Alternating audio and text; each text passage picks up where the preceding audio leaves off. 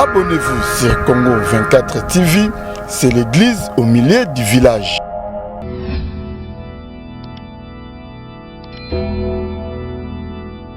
Ndeni ba mission baza bien, ba voyage, ba na salaire, assurance médicale makambutu akabe ba roki mandeni. Kila kile sobige ba benga ezana ba attribution misatu déjà si ba pesi kila si ba lobby 1 kila si jaloux de Fali Poupa kila si proféré kila si acheté par Kofi Olomide. Donc image à Sika oh ba pesi yangwana. Dans un pays où vous avez un artiste comme Kofi Olomide, le maître de double demeure mais même Bomaya Zalaté. Dans un pays où vous avez un artiste comme Ferrego là, le padre, mais vous voulez qu'à Zalaté artistiquement. Boluka penza nini? Si bateau ko lo banini bateau ba lo baké disque d'or ya Fali eza disque d'or ya internet eza ni ezaka mutema mabe o ela takabiso ba congolais toli ko ndimate ndenge pe bato bazoko taper doute déjà na à power da Kofi Olomide balobi à power da Kofi Olomide ya Kofi Olomide landeti na ndako. Toi tu crois que bana niki bando sepla mona ndenge bozo vilipande mère na bango? To bana nana ba sepla ne bo mona ne bo vilipande maman na bango? Et puis, comme la guerre entre banques, vous allez gagner quoi, vous, si ces enfants ne veulent plus vivre ensemble? Vous gagnerez quoi? C'est ce que nous sommes en train de vivre. Les gens veulent effacer l'histoire au profit d'une personne. Or, Barobo, ça n'a besoin d'effacer l'histoire pour la profiter à Moutoumoro. Histoire, Barobo, ça n'a pas besoin d'effacer.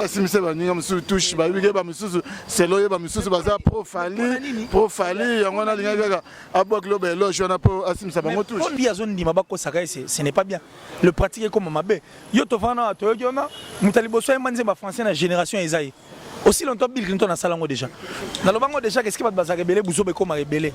Soit ceux qui babi Nicolas comme il bogo changer pe bogo soit toko va nous sala na pe échange. Et que moko moi gros pour na pe artiste moko na moko na biso. Il y a pas que soit poni Kofi. J'ai toujours été vrai envers cet artiste parce que j'ai remarqué que artiste batuba otiga za la race. Aussi longtemps il y en a makambe belé au batuba ko baza tout autour na yé. Baso mona ki ya mabe. Mais honneur ya ba bonnet, honneur ya ba vue. On est à la célèbre, on est à la boutique en avant-plan à travers le succès à Fali. C'est vérité. Et comme on dirait le corbeau et le renard. C'est que tu as une belle voix. Aussi disparaître Ferrego là. On veut faire disparaître J.B. Mpiana. On veut faire disparaître Kofi Olomide. Non, on veut faire disparaître toutes ces personnes. Oui, Rasson, ça dit, même pas faire disparaître Nabato Basara musique. Nabato Basara musique. Le Babunga. Pour dire que pour une fois, la mort, on a besoin de les artistes, ils ne sont pas en train d'aider l'artiste. Et puis, pour dire du n'importe quoi. Et quand vous parlez de Kofi Olomide, quand vous parlez de tous ces gens qui ont besoin de tirer dans la carte, mais Kofi l'avait déjà dit. Et puis, surtout, Kofi c'est la légende. C'est incontestable. Non, mais au moins, il disque d'or. Et ça, période où l'artiste n'a pas. Parce que l'orchestre donnait l'image comme si c'était un orchestre qui était différent des orchestres. Bana musique à Congo et Banda. Orchestre le roi Wanetkala aux Alaté. Moi j'ai dit mais ils vont rendre la tâche difficile à cet artiste. Alors, Bissok en étant vivant, il faut tout l'accélérer à côté aux appels négatifs, à côté aux positifs. Je l'ai toujours dit que ce robot qui fallait à un succès ou à Mouti Amabe. Ce robot qui fallait à un fierté à Mouti Amabe, ou à Mouti Amabe. Mais bon, et là on reproche à Nafali. Et là, on reproche à Kaye. Et on a tout nu. On est au Vandi Bena Awa. Kofi Olomide Magamio Soto le barato Magamio tout le monde il a en dehors il y a étiquette à l'ata en dehors il y a robe de l'atissa comme étant Satan. Mais toi tu as la sur le plan musical. Est-ce que il n'est pas un grand de la musique? Story à la Gatsa Dubaï. Story à la Gatsa Dubaï. Ne chapine plein de grâce à Makambo qui faut au temps olympique. Donc il y a pas la Gatsa Londres pas Makambo quoi. Et c'est bon. Tout n'a pas baqué dans le monde, quand on est au bêta, pour comprendre que Didier Zita very strong, quand il a en direct naturel.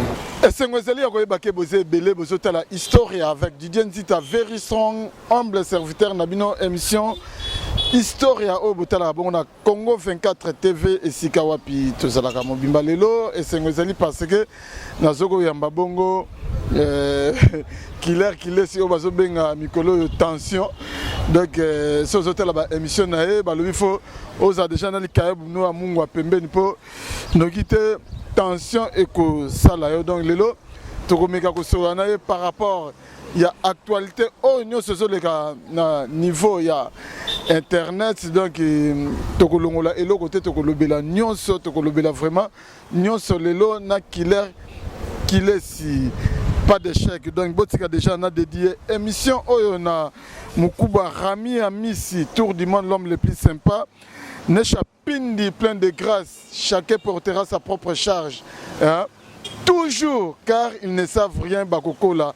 Nesha Pindi plein de grâce, na Bossanté, restaurant Bisson à Lyon, Chevier Sims, Balobi adresse la gare Moko à Lyon, donc restaurant Bisson exotique, Pesaka à Bongo, Jackie Lomingo Crédit Lyonnais, autrement dit guichet fermé, Nakatia. Lyon Papi Sapo chef de ville na kati à Paris Lay Moussa Motema Doudou Moulanga Mutoto ya mama présidente na Paris na Bosanité Luison Ombata Second Hand Shop na kati à Cape Town David Kandem na Cape Town Tonton Zita petit frère propre na kati à Cape Town PDG Marcel Moutambaï l'homme de l'ombre na kati à Paris Zephirel Yanja na Chine na Monimbala Moko Christian Aladji El Aladji Big Noir na kata Chine, ya Ngoma, ya Miraïsa na Chine, donc Binono Sonebike Bolingaka.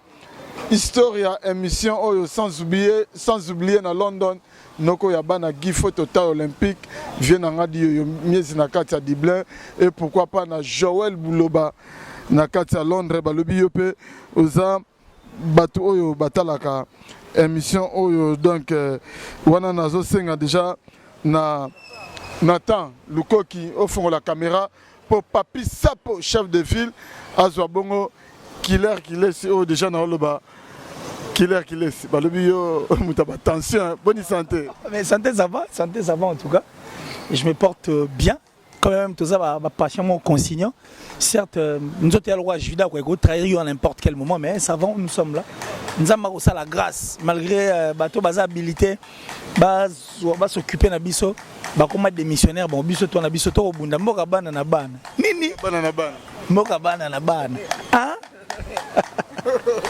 wana le sosanani wana dansanani mboka bana na bana nini babeza mboka bana na bana c'est bien qu'il est si webike Papi Sapo chef de ville en tout cas merci et puis Koulou tenait Chapine plein de grâce aye mais à moningate alobiye pena komona yo tellement yaki moi vite fait gande ya laga alobiye moko ayebi ba charge ah Nesha Pindi ba charge Nesha Pindi plein de grâce donc merci ok ok qu'il est ce bige ba benga eza na ba attribution misatu déjà si ba pesi qu'il est ba lobi 1 qu'il est jaloux de Fali Poupa qu'il est proféré qu'il est acheté par Kofi Olomide donc image à Sika oyo ba pesio yangwana bazangisi Nosbi bazangisi pe JB bazangisi pe Célé Scam plus 10 Tata Mapasa bazangisi pe Ibrator bazangisi Déplique bazangisi Fabre bazangisi bongo belé bazangisi ba Gaz Fabulous bazangisi belé bazangisi ba Rebo bazangisi ba Imper bazangisi belé bon point on va moni pena yo faneli pena donc on va pesio yangwana donc toujours pesi ngwana attribution va pesio yangwana lora ba bosani bateau musona na bakisi na bateau bazangi ngana na bakisi peut-être parce que ça va encore nous prendre du temps vu que la culture est en bateau belé mais restons quand même en place wana parce que imaginez dans un pays où vous avez un artiste comme Kofi Olomide le maître de double demeure mais même Bomaya Zalate. Dans un pays où vous avez un artiste comme Ferrego là, le padre, mais vous voulez qu'à la terre artistiquement. Parce que si vous voulez partir en guerre musicale sans Kofi Olomide, c'est comme partir en guerre sans avoir des yeux quoi, avec des yeux crevés. Alors il y a des guerres dans ce Toboga. Imaginez. Il y a des guerres musicales mais bon amputer notre musique Kofi Olomide. Mais c'est irréfléchi. Bokena ondeni pour na bato baza kilo Kofi fait partie na bato baza fort Kofi fait partie na bato ba estime libanda Kofi fait partie. Kofi n'est pas un gros de la musique, c'est un grand. Donc il n'a pas besoin de vous dire qu'il est grand, de vous-même vous comprendre qu'il est grand parce que mukolobo ça l'erreur neto loba ndenga musique na biso. Le jour où on va commettre l'erreur, nous sommes ici non, le jour où on va commettre erreur ya koluka ou soit soki babike mikolo comme boko changer pe boko soit toko ba no sala na pe ba échange et que mboka mo ko pona pe artiste mo na mboka na biso yeba que soit poni Kofi accueilli mais c'est fini hein.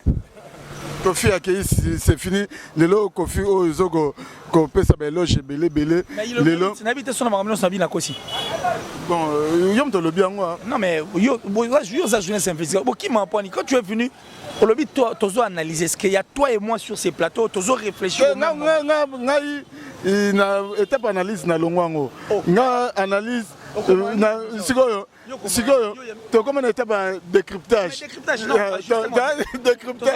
bon ça va dans tout le décryptage bien sûr parce qu'elle a pensé maman on a tonton promo j'ai dit merci et pas Yoa Pazali parce que il pas ça mon bateau bazo déranger fort dans perturbé non mais il est dans le bon.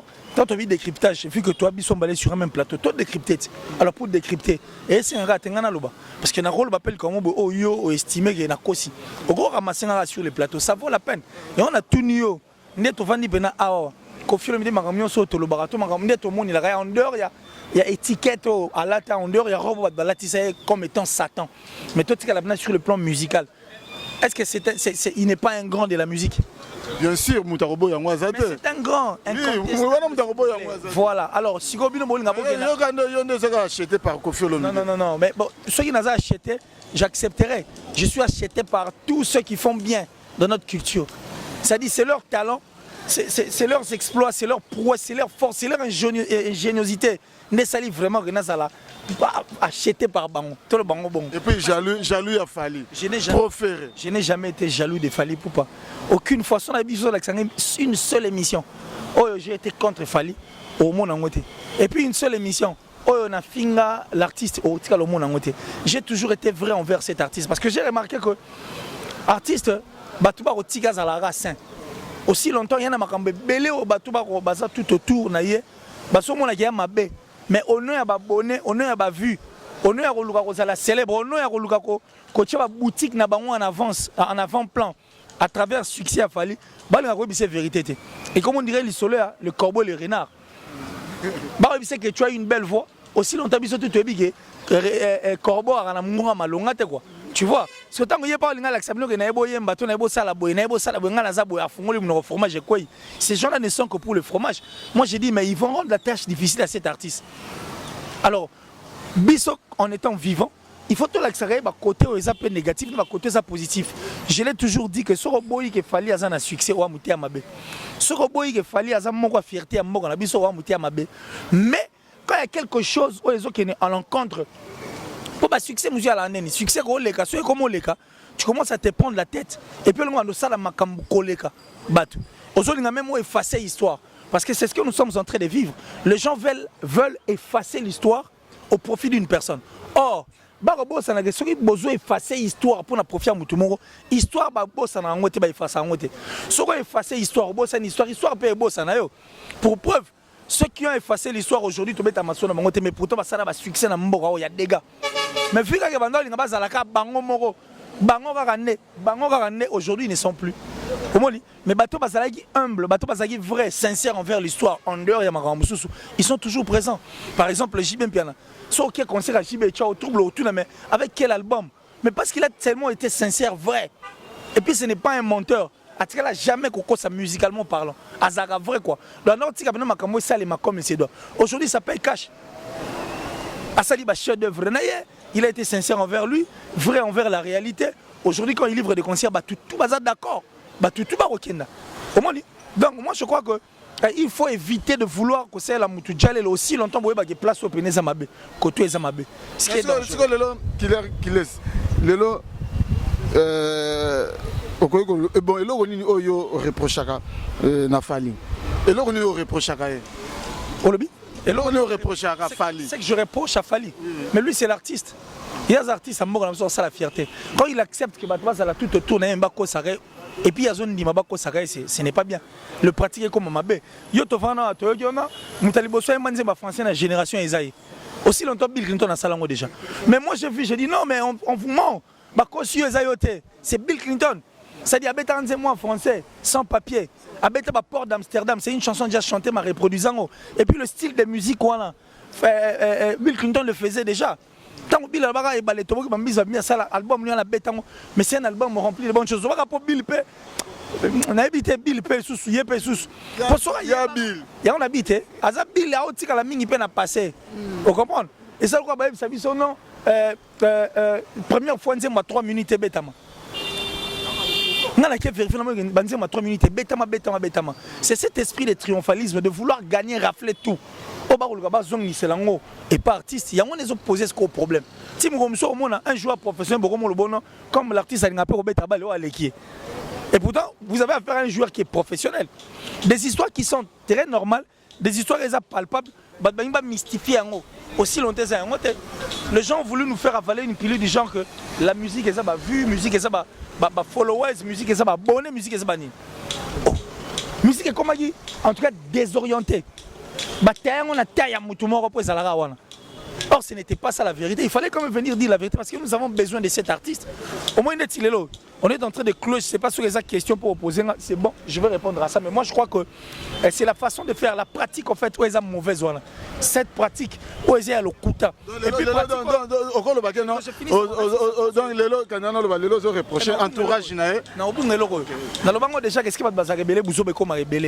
et puis, la pratique mauvaise, dans le sens où on veut faire disparaître Ferrego là.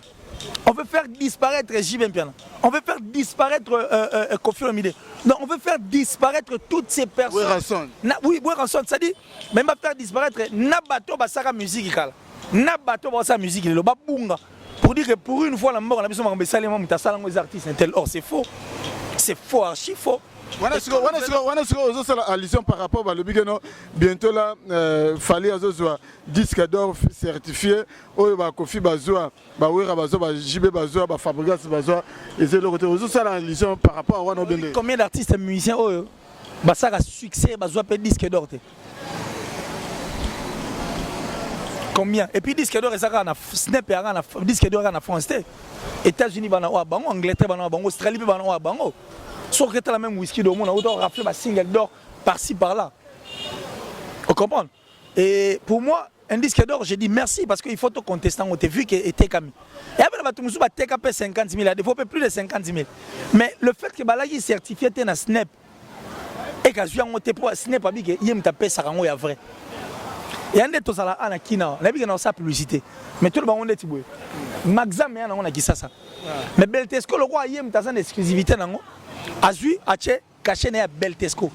Aibi si batu ke so moni Maxam o ezanga Beltesco boy, c'est que ça pirate. Vous se comprendre? Mais Maxam c'est que ça extant piété. Mais ça Maxam ne mona Maxam wana. Mais il n'a pas ça sens.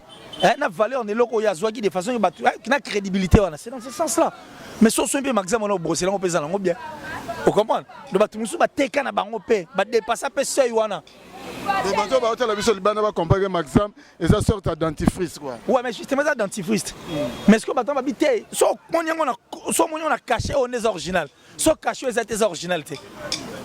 Mais or ça Maxam mais ça peut être original, ils ont Maxam mais le roi caché les athées. C'est dans ce sens donc ça quoi moi teki, on te capé 100 000 disques, na rata France ou on teki no 100 000. Mais le roi ça qui a filé na Snapte. Moi ba remettre yango les athées moteka. Mais est-ce que le bateau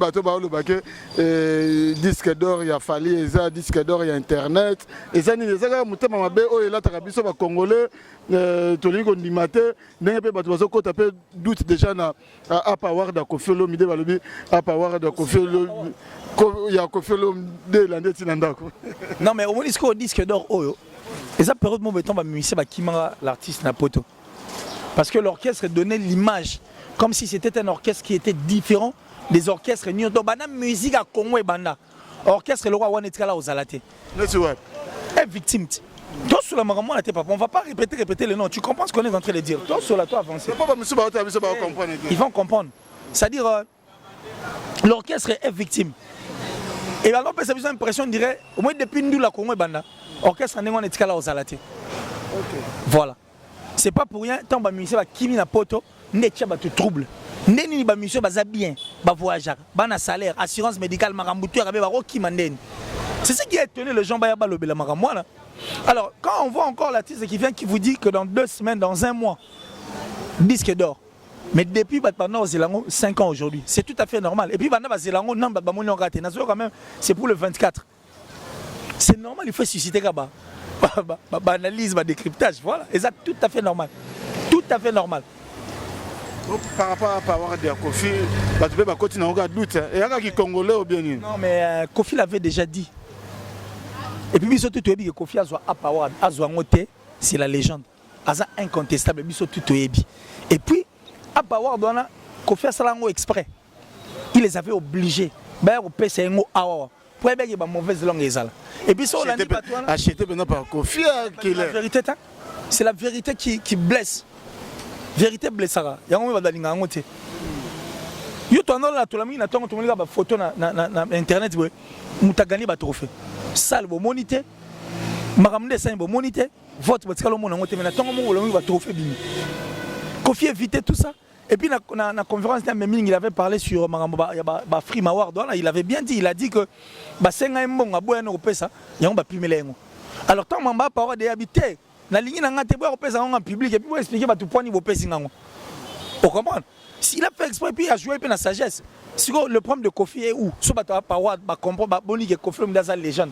Ba yeko tigelaye trophée wana. Où est le problème de Kofi? C'est pas Kofi qui les a cherchés, ce sont eux qui ont cherché Kofi Olomide. Kofi n'a fait que prendre ça. Et puis pendant que ces gens-là nous ont rappelé, c'est moi que Kofi a eu les gens. Bah rappeler Kabizo, bah rappeler Kofi. Pour tuer Bija Kazarabong, c'est une force de notre musique. Est-ce que par rapport à Kofi Olomide dans Makambo, Ezobima, il y a Fali par rapport à Niki, Ndege Balubike no Kofi Mutaza derrière Makambo, Union Soana, audio Koutezali, Lelo déjà live, moi fait ça les Mamako sur le bi, à Robimisa, audio Union Soke Balubike, Kofi Mutaza instrumentalisé, Makambo Soana et ça les Mandege Ezo Legalilo. Makoso il est qui? Makoso Pena il est qui? Déjà dans son pays, il a du mal à voir des artistes comme Kofi, comme Ferré. Parce que l'homme qui faisait la fierté, la force de leur pays n'est plus. Daishikan. À ça la promotion à musicien à Bango, Makosa Zanani. Il n'est personne. À ça quand Makosa n'a pas gagné et puis point barre, il fait ça qu'après de notre histoire. Pourquoi? Parce que qu'on a chez Bango actualité à la raté. Bonne actualité, bateau na opé c'est Makambo, ils ne sont plus. Bapé Malaki met place Bali. Mais ceux qui ont eu Makambo que Kofi est derrière ça. Moi je crois que tous ces gens qui sont en train de parler ne veulent pas aider l'artiste. Bah on a aider été. Là on révèle le roman. Oui, bateau basa. Oui, que lis-moi entre nous soit dit. Nabi que yo mo bon bino soto comme étant en décryptage tout le ba yo linga le Makambo là sous prétexte n'habiter pour l'année. Bah tout vraiment sex tap. Bah lis-moi. On dit Makambo tu es à terrain na sexe na famille. Bah sex tap yo binde na ba pasteur il y a plus personne. Bah ça soutien. Tu est-ce qu'on a Makambo famille? L'histoire il y a famille. Et telle famille il y a mutu. Surtout na ba renommée, ba star, que ce soit du côté football, que ce soit du côté musical. Ce que ma famille côté touchera même vie artistique na bango. Et il va tourner ba basculer. Par exemple les Belé. Par exemple les Belé. Par exemple Rihanna et puis Chris Brown. Chris Brown carrière n'a pas ça l'a bougé pour les Cambo à Betaranani, à Beta Rihanna qui était sa femme à cette époque. Vous comprenez? Quand on a eu une bonne femme ou quand on a eu une famille posée, famille perturbée, on sait avancer. Mais sur une stabilité dans la famille, et ben na mututina c'est. C'est ce que ces gens-là ne comprennent pas. Moi j'avais dit que est-ce que Bazala rebelle ou Zo Bezala rebelle. Tous ces gens-là qui entourent l'artiste Balingageta, ils ne veulent pas l'aider. Selon eux. Selon Ngate, selon Maramna le baro. Mais quand toi tu insultes, quand toi tu viens à la télé pour dire que moi je suis à la zone de salité. Aussi longtemps que tu as une interview, tu as un zemi. Il semblerait qu'il y a un zemi. Et puis on sait que cette femme a eu des enfants avec l'artiste. Quand vous insultez cette femme, vous insultez qui directement? Vous surchargez, c'est l'artiste que vous surchargez. Quand vous dites que l'artiste n'arrive pas à prendre en charge ses enfants, ou soit ses enfants, moi, soit avant dans la place, non, moi, c'est le artiste, banana chat. Tu n'es pas en train de suivre ce qui se passe sur Internet. Comment il y a mais il y a madame Aloba qui bon parent parce que je charge à banana. Nous sommes en train de suivre, toi et moi, des émissions. Il ne faut pas faire semblant. Na yete pona s'imprégner na makambo na eka pona zong sabato na réalité na éclairer lanterne. Quand vous accentuez cette affaire, vous êtes en train d'enfoncer l'artiste dans le pétrin. Bon, on est cloué pour n'engazana tasura manifestant au boité, c'est quelqu'un qui souffre maintenant intérieurement. Yogati l'artiste artiste ali bosso oyo na mokili mobima aboti na basi mbale to aboti na basi ebele. Surtout que biso to wi Xavier artiste. Est-ce qu'il c'est le premier artiste qui a un problème dans la famille? Il n'est pas le premier. Mais parce que ces gens-là ne veulent pas l'aider, ils ne veulent pas les soutenir, ils vont comme enfoncer dans le pétrin, dans le trou. Et vous continuez à ajouter des acteurs. Ça dit comme on dit film, donc ça dit bon, si vous êtes acteur, Koffi Olomide. Donc vous connaissez un personnage dans l'histoire. Quand on dirait bon, il n'y a pas de film sans faire. Il n'y a pas de problème. Tout ce que tu peux dire. Je respecte mon monologue, ça décryptage. Je vais poser une question pour répondre. Alors, quand vous continuez à ajouter des personnages dans cette affaire, vous pensez que vous avez aidé l'artiste. Vous avez aidé l'histoire comme on l'a dit. La vérité, et clouer davantage l'artiste. Toi, tu es plus avec ton téléphone. T'inquiète. Oui, VK, Vital Kamer. Je t'informe qu'il avait connu un problème après que Abba, la sœur Nabiso. Amida. Ouais. Ex-Naé, à Kotara déjà sur le net, commençait déjà. Il y a des photos, il y a des photos, mais ce sont ces gens-là qui ne veulent pas bien gérer cette affaire. Et ils le font pour l'intérêt à la vue. Pour l'intérêt à abonner la bango. Mais ils oublient que bango va abonner, mais c'est l'artiste qui s'affaiblit au jour le jour. Parce que là, il s'agit de ses enfants. J'ai même suivi une émission où Batinelenga parti mobo. Moutalo ba ono ba salité a falli. Bo pesango ba Camerounais te ba salité a falli ba ivoirien ba zwangote. Aussi longtemps que c'est une affaire privée et puis ça m'a bana toi tu estimes. Ça dit toi tu estimes que ça ba salité, on doit admettre plutôt qu'il y a ba salité. Donc c'est que l'artiste a fait sa salité. Mais c'est une histoire d'enfants, des enfants d'ailleurs, une histoire de famille. Et puis ils oublient que beaucoup de ça conflit parce que banana bazo tala bazo mona. Boliki ce ban artiste c'est bas sur la raté entre bango. Parce que maintenant c'est l'autre maman et cette maman oh bah comme une guerre d'esprit. Le nom de la tante apparaît. Ce sont des enfants baza ba innocents ba comme quoi en pâtir. Toi tu crois que ban niki bando c'est là mona né bozo vilipande mère na bango. To ban nana ba se prendre ba né bo mona né bo vilipande maman na bango. Et puis, comme la guerre entre bancs, vous allez gagner quoi, vous? Si ces enfants ne veulent plus vivre ensemble, vous gagnerez quoi? Ils ne sont pas en train d'aider l'artiste. Et puis, pour dire du n'importe quoi. Et quand vous parlez de Koffi Olomide, quand vous parlez de tous ces gens besoin de tirer Nakati, ce va quand va tenir là que ça preuve au Lobani. Mais est-ce que dans ma communauté, fallait que ça. Mais il regarde ce que j'ai dit, c'est grand et c'est profond. Attention, il y a qui mais c'est très capital. C'est la seule personne qui peut arrêter cette hémorragie. Est-ce que parce que là, c'est la guerre. Moi, si il y a Kabarate, il y a Kabarate, il pense qu'il a bien parlé. Salité artiste. La vie privée, une histoire de famille. Toi, tu appelles ça salité. Tu dois admettre qu'il y a salité. Tu admets vraiment que c'est de la saleté? Non, mais vous n'aimez pas cet artiste. Moi, étant Moro Bato Abouni, la culture Nabiso, Fally fait la fierté de notre culture. Il doit dire, donc ça dit, il doit arrêter cette hémorragie. Parce que sur Azo Kansagé aussi, là, au contraire, on continue à allumer le feu. Et tant que vous vous ne savez pas qui sont cachés derrière vous. La vérité, monsieur Gobi, il faut toucher la vie artistique des artistes aussi longtemps. L'artiste n'a pas encore 50 ans. À quoi servir encore notre musique? À quoi servir encore sa carrière? Et ce que vous êtes en train de déranger, il y a un qui permet à vivre. Mais ndenge ozotala kaka Fally ndenge ezokende. Est-ce que moi par rapport à makambo, ozoma déjà vie artistique n'est déjà entamée? Mais bien sûr papa. Bien sûr que personne ne te trompe hein. Muta kosa yote. Bato batala la musique balara bazo batia. Obi que l'histoire depuis baneza ba maman mais yo comme direct ba ça là écoute comment est-ce que le femme appelle et puis yo quand va ba traiter notre artiste. Obi combien ba comment réticent envers lui. Combien de personnes. Na betelo ka likamba sex ta party. Il y a des pasteurs, ils sont où? Il y a ceux qui ont sorti des albums, ça touche. La sensibilité ne pense pas que la musique va battre l'engagement de Congolais. Ils ont par moment s'en foutiste. Mais bateau baraliban va rappeler à moi eux mon mususu. Avant nous autres nous on a position mususu. La musique nous a dégoûté moi. Attention hein. Ça il faut qu'on soit en tout cas réaliste parce que ici là tant que le bateau on a une vraie comédie mob. Mais la carrière de l'artiste est en péril. Il s'agit de la vie d'une famille. Alors une famille qui n'est pas stable. Instabilité sur la famille, même papa, on a mis na tongo. Ça dit, pour moi, patron, tellement instabilité dans la famille. La carte est bonne, instabilité. Chemise va repasser. Mais attention, papa, on a un bureau.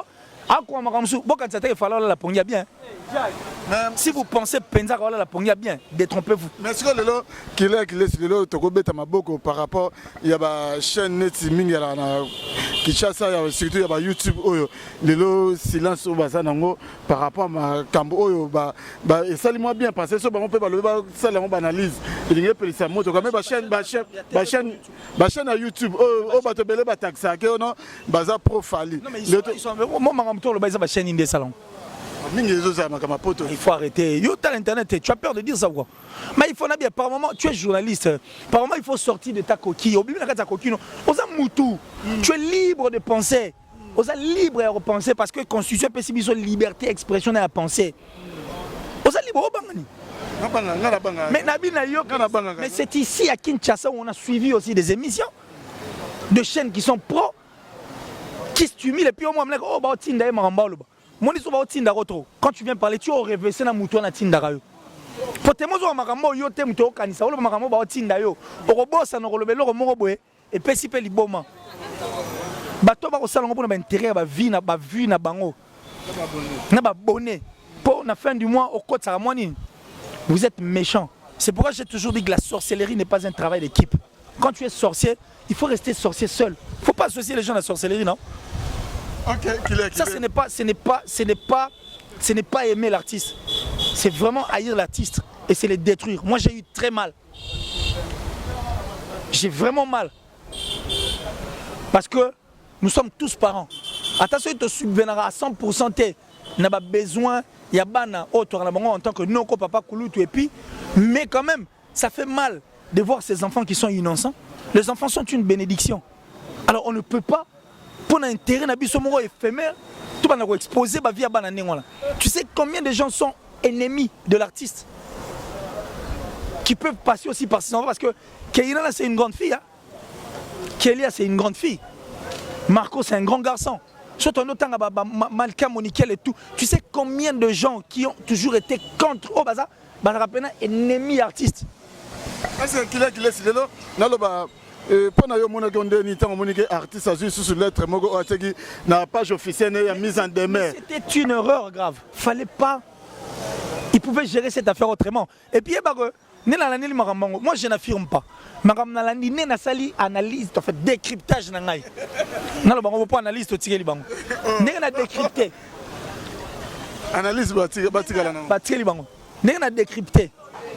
Je regardais la façon dont il y a sœur Nabiso Nikezeli. La comprendre que Azo porté plainte, c'était poison à Bolingo. Il y a Bana. Et puis il a le respect de son ex. Na sali analyse. Il a le respect. Et puis il y a Bolingo. Il y a Bana. Parce que si ce n'était pas le cas, Tam Souma Tobe Tamasolo Moussousigo. Merci qu'il a Sinabike.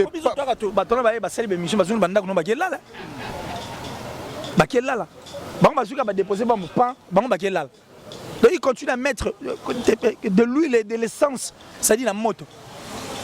Ça leur réjouit. Mais bana kuna ba la pongia bien te. Tongo midi poko ba photo banana donc ti mo comme so mo ba image monsieur Obima, tout ça pour faire du mal à ces enfants qui sont très innocents. Merci Kilek Les Nebike Papin c'est les grands frères propres.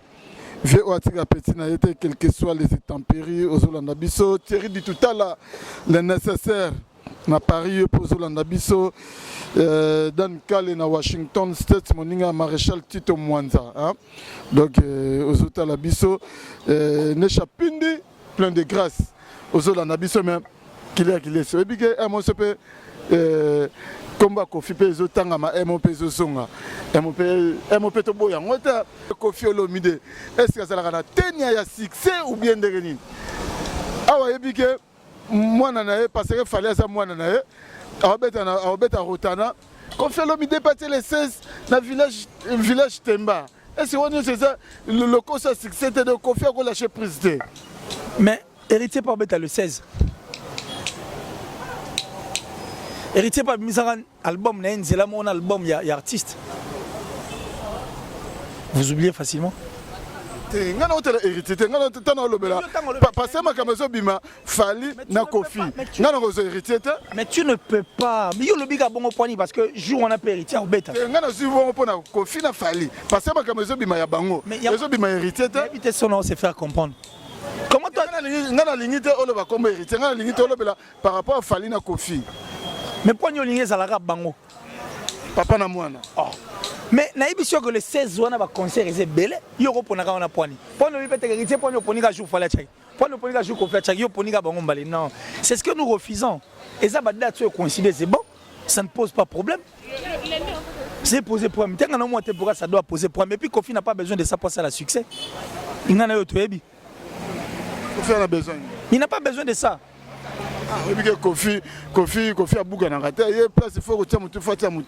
Il nous a déjà donné des chefs-d'œuvre. C'est que c'est Kofi qui va aller livrer un concert Moutoutouaz en attendant ça. On les a connus et puis Kofi a un fan on de comment ça un fan base en anglais. Il y a une base. Kofi a de fan base et ça vendit ça déjà. Donc partout au chaque concert, bah tu n'es pas merci Killer sur notre progresser na biso poto sisa na biso mais tomeka ko lobela pe album au dynastie a au Ferrego la zo ki likanisa ko sangisa ba collègue na ko sala album wana mais ebike za na batu musupe déjà ba loba que non ce qui ko nani faire azoki initiative wana ezaka toujours pour rencontrer Fali ko combattre Fali. Non mais depuis la nuit des temps Fali n'a fait un adversaire de taille. Il y a artiste. C'est logique. Yo boyang. Il y a sali album wana pendant combattre pas combattre.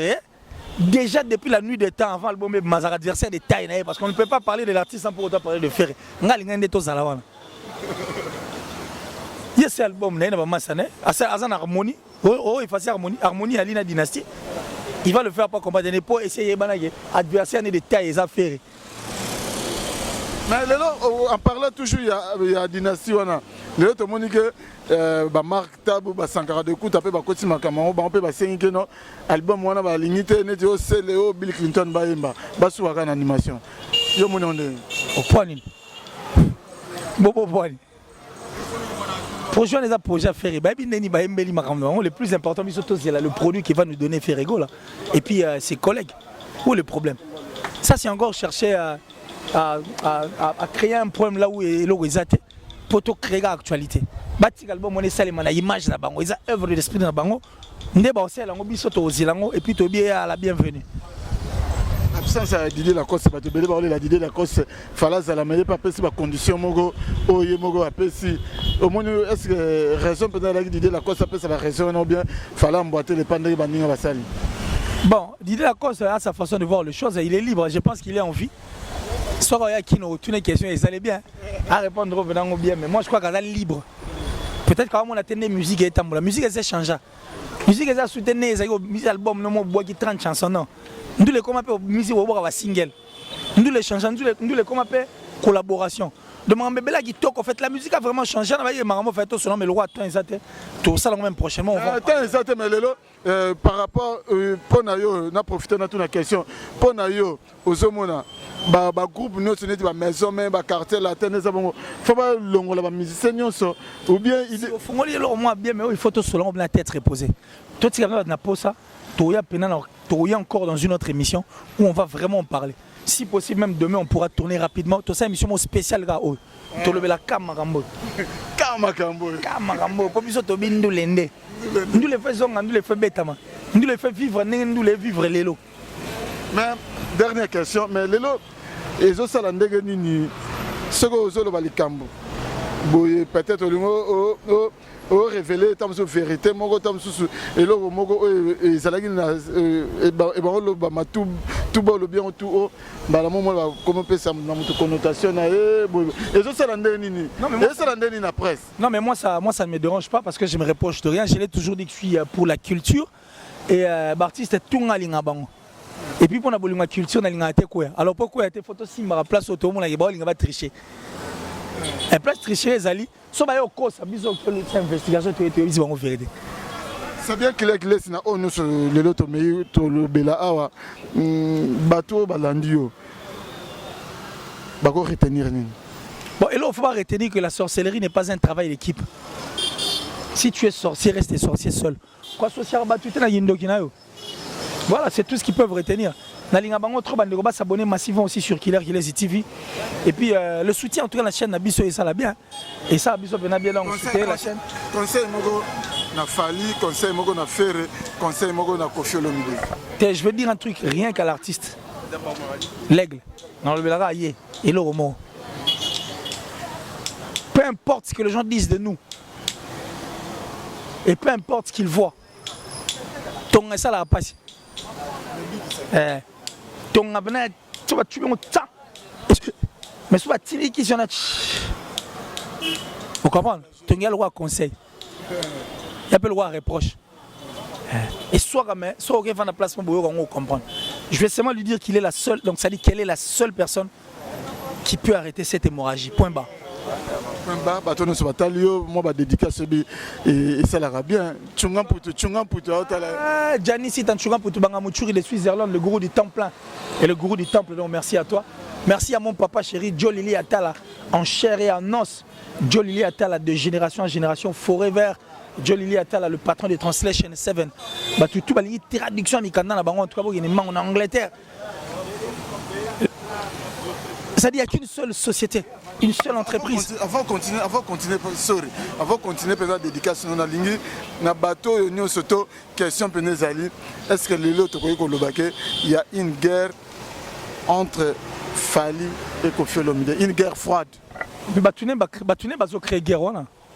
Mais quand tu regardes Koffi, tu ne sens pas ça. Est-ce que ce qui est place à lever à ta placement? Je ne vois pas, c'est son truc qui crée. Mais Prince Bakali, moi, on ne me manipule pas. Moi, j'ai toujours été vrai, sincère envers moi. C'est la lumière. C'est vraiment la lumière. C'est bien, continue ma dédicace. Joe Lili ouais, le patron de Translation 7, Joe Lili Atala, en chair et en os, tout à la traduction mécanique en Angleterre, seul endroit, ils ont fiable, viable, c'est dans Translation 7, tout Angleterre, voilà. Donc ça dit Bokenda, Kouné Osala bien, et puis merci à la plus suspecte, la plus discrète en tout cas de la France, d'Atichou, hein, c'est la sponsor officielle de Killer TV, merci pour tout. Merci à Westrega, de là où il se trouve, parce qu'il y a un homme visiblement invisible, seul moi qui suis habilité de le voir. Merci comme ça à celui qu'on appelle Del Piero à venir, André Malou, merci pour tout, merci frérot, merci en tout cas infiniment, l'amour en chair et en os. J'ai dit à Yannick Kayen à la monnaie invisible, l'homme extraordinaire, donc l'homme à la précision de la montre suisse, Yannick Kayen, merci infiniment, merci à Alain Bila, Mokonzi Amien. Et puis Jean-Paul Binda Mastaki, plus rapide que le vent, plus fort que toutes les vagues des océans, toujours plus beau. Jean-Paul Binda, merci, la top modèle, la plus suspecte de son pays, la plus belle, la top modèle, la plus belle, la plus sexy en tout cas de son pays. Et donc de là où tu te trouves, merci à toi. Et puis Giga le fiel et Giga Boy, Un maître pas comme les autres. Pour être de temps en temps. Merci Koyago Belich, ma vrai parent, Rich Andy Louawa. Un enfant pas comme les autres. Blanchard et tous. L'enfant propre. Depuis tête. Maman Julien Diebo Bissem, ma maman chérie depuis les États-Unis. Et puis tout va linga qui laisse na côte ça. Tout va linga qui laisse ba lobi que émission oyo to bengo émission so entretien bo sala na Koffi Olomide ba lobi Koffi Olomide a félicité ga bo ba éloge na pona ko sa ba ninga musobola na ba mutema passe. Non, c'était pas pour faire mal. Ninga na yo qui ont dit ça. Bon, ça sont les gens qui le disent. Est-ce que Maliboso Koffi yo ku ta ga na émission les gina bon ba o aboaka. Non, mais bon, album éternel éternellement. Il n'est pas le seul. Ce qui n'est pas papa, on retrouvé Joka. Ce qui n'est pas et pas où on a retrouvé Venabiso, Koulout Nabiso RTNC. Dieu donné un Ngumba. Ce qui est Zaïko, c'est ça que le vrai reconnaisse le vrai. Koffi est vrai. C'est pourquoi il m'a dit tout ce qu'il a dit là. Et c'est le roi, on a cité. C'est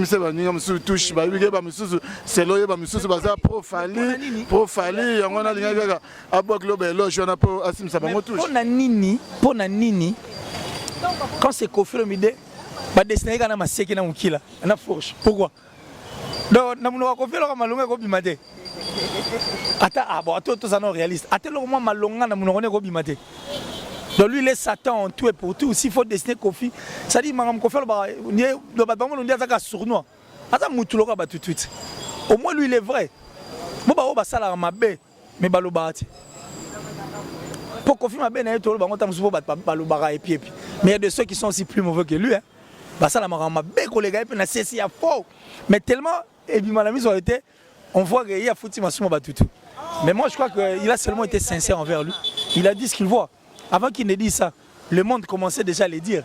Donc moi j'ai dit merci. Merci Kilek, c'est très gentil vraiment. Merci de répondre à l'invitation. Donc merci vraiment. Non, mais numéro contact, on peut si déjà. Plus 243 89 526 54 54. Plus 243 89 526 54 54. Je parie que sur Benguine et Mbanga, non, on doit mettre torche toujours en avant. Parce que c'est opération torche. Et puis, nayo quitté, na monité, babete li pengate. Ne pour prier. Jamais de chèque. Ne pour prier. Merci Killer.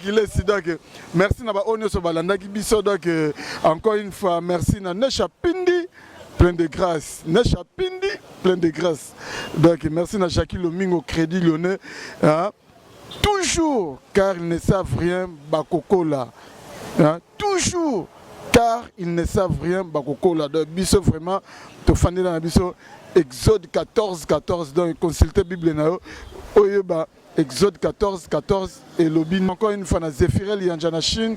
Donc, na Papi Sapo, chef de ville. Na Katia Paris, PDG Marcel Moutambaï, l'homme de l'ombre, papa na région riche.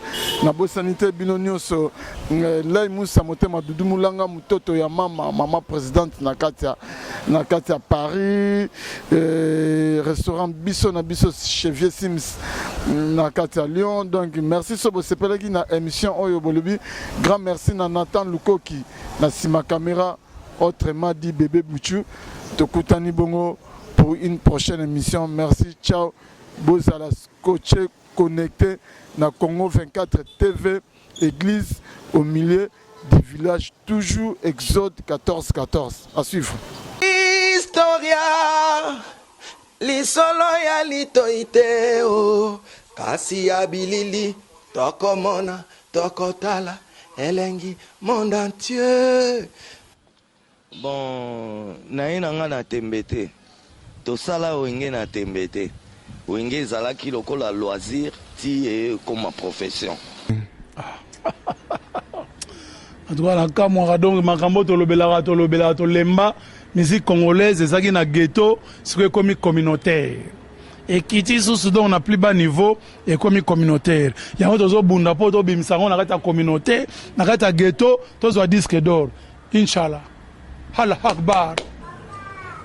Likunya et si là c'était le kunya ne pananga tina francophonie bo ko changa promesate na robeta ta francophonie na poto ata francophonie muzo na créer Déjà combo nous obenga sai et outi na papa Wemba. Au moni côté au tozo outa déjà. Je veux dire si aujourd'hui ba benga sai c'est grâce à Nzembo ya tout le monde sai chanté par papa Wemba que Historia avec Didier Nzita. On remercie Soussou. Ouera son roi de la forêt. O Léona Minito Didier na kosaote ba miseno somona ba ba lobarawa. Passeport à liboso. Ouera mtabi misela biso. Soso liboso pa babo nane na ba fête ya mso ba première communion. Dabo e ba ke ouera to liango soso musaka mampata mutalamba ka ba musicien o mona rana ba fiba misapina maboko na makoz. Dans les tout puissants Nzambe Mokonzi yem tasala ga ba destin e ba ke yo za journaliste comment que pe ba Dubai pam ba journaliste belé pe ba zo kene kasangulu pamba pamba